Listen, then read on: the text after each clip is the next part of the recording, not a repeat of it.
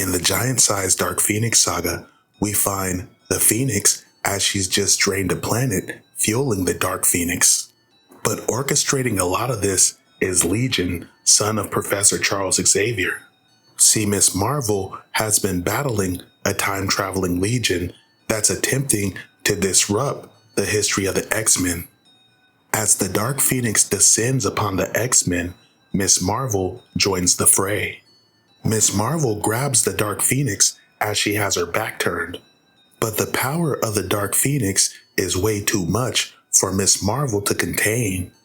As Dark Phoenix breaks free, Scott hits her with an ocular blast.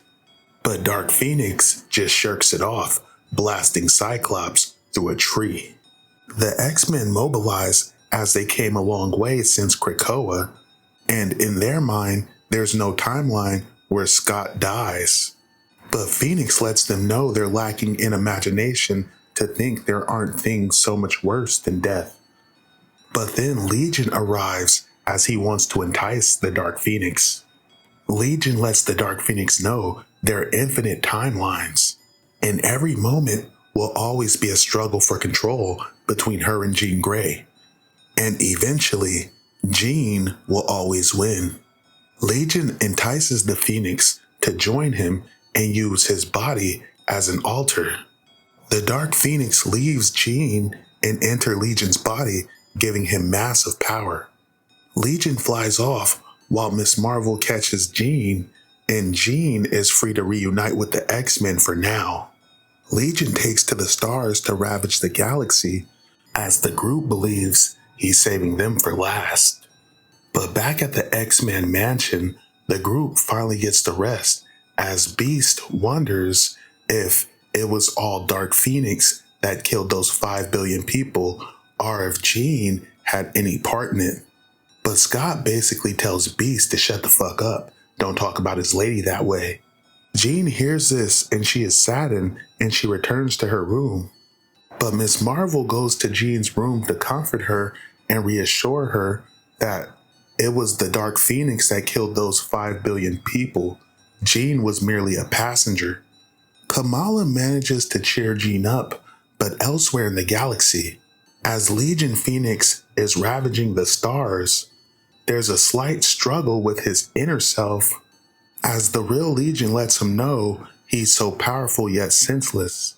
As the two Legions argue, Jean can sense a disturbance with her psionic powers, and she senses Legion is returning, and he's returning for Kamala.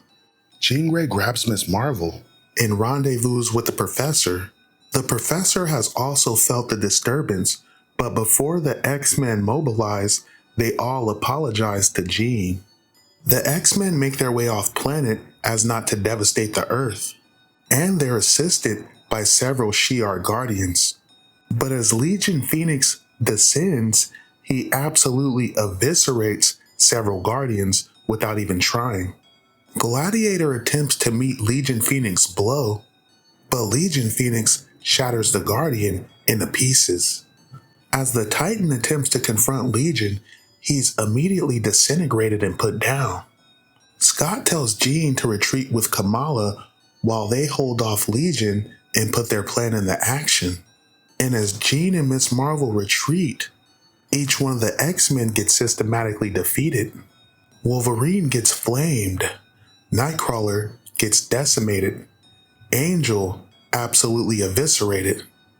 Colossus unraveled, and Storm undone. But as Legion finally catches up to Jean and Kamala, Miss Marvel would do something spectacular. Miss Marvel raises her hand and encases Legion in a barrier of hard light. Jean then calls back the Phoenix Force, stripping Legion of its power.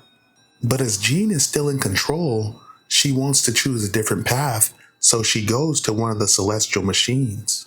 Kamala says there has to be another way, but Jean tells her not to be sad. Don't mourn her, be proud of her. She may have killed all those people, but she saved a friend. As Phoenix is decimated by the celestial machine, Legion grabs Miss Marvel as he wants to return her to her future. But as Legion and Miss Marvel rip through time, they do land in the future, but this future is the age of Apocalypse. The end. Thank you for watching.